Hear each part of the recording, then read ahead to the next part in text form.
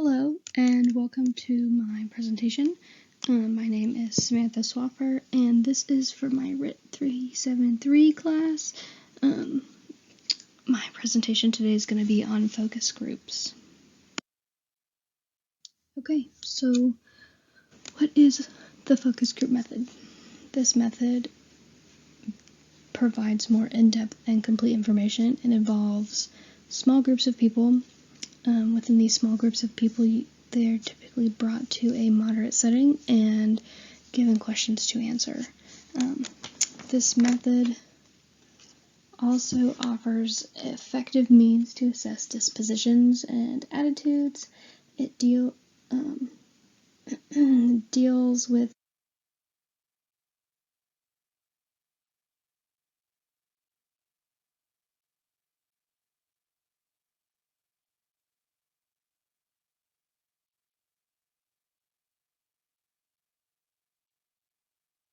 focus groups obtain multiple different types of data. The main method being mixed method, which is just a mixture of qualitative and quantitative data. Group dynamics in focus groups can inform group processes and include things that facilitate development, such as cohesion and safety. Group leaders can intervene on the group dynamic by encouraging creativity or diverse perspective, depending on how the specific group is responding to its questions.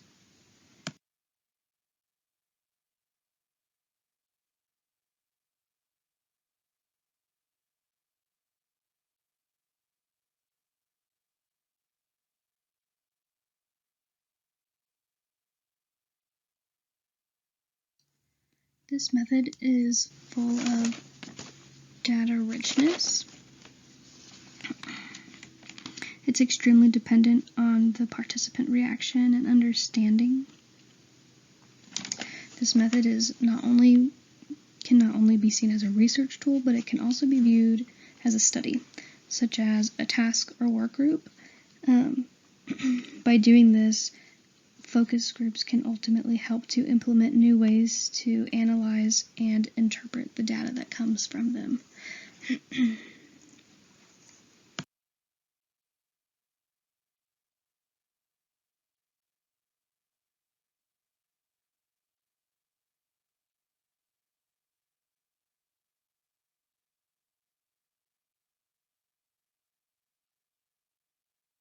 Focus group methods lack clear appreciation of the method and approach analysis. They're typically criticized for how to conduct and the guidelines of the group, and not necessarily for how they're managed. This group method, it comes from high income settings, and guidelines for low income settings have been criticized. So practicality in their so these methods are being criticized for practicality instead of how they're being managed.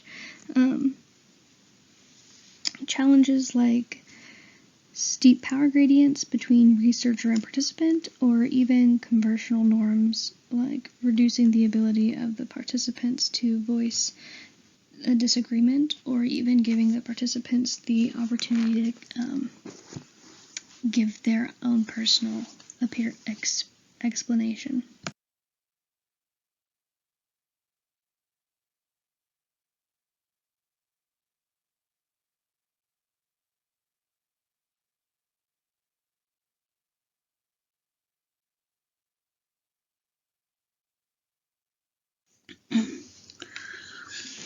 Focus groups are effectively used through practical and time and cost efficient usage. Their effectiveness is seen through groups being enjoyable. Sometimes group counseling can be seen. It's fun for the participants, which improves participation, engagement, and involvement. The time management piece, they can be used to collect quick data. However, questions do need to be limited at times because they can become lengthy. And there's also currently no known limit for what the question should be, but just that they should be overall a little more limited.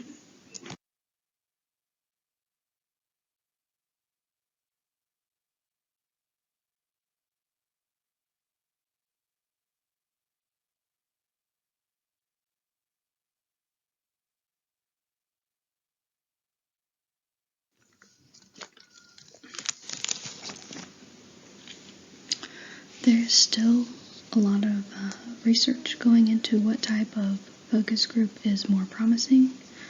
For example, having the group include a facilitator or keeping the facilitator out. What needs to be done to ensure the focus and engagement from the participants themselves, and how to keep the focus group leaders from contaminating the evidence or data being recorded. What I mean is by making sure that the focus group leader doesn't accidentally or intentionally sway the participants on their answers, or making the participants feel uncomfortable because they're there recording their answers in real time, or even including their own opinions in the suggested questions.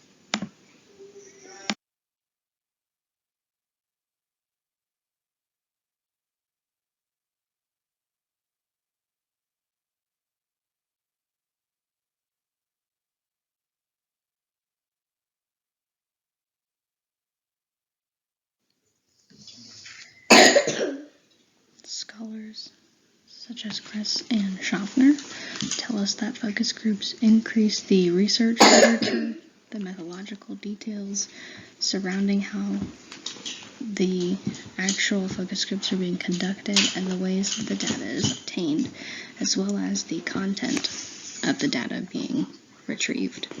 Currently, the ways of focus groups are not extremely clear, and they do not follow exact procedures to ensure the assumed result of gathered information, and because of this, it continues to be a standalone endeavor.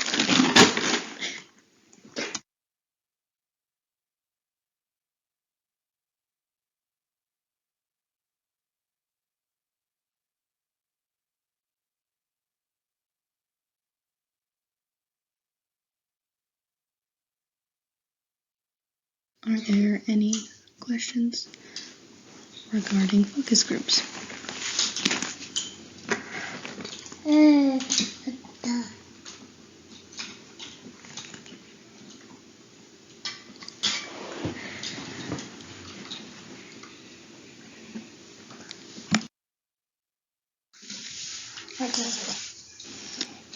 Here you'll find the citations I used for images, as well as the 2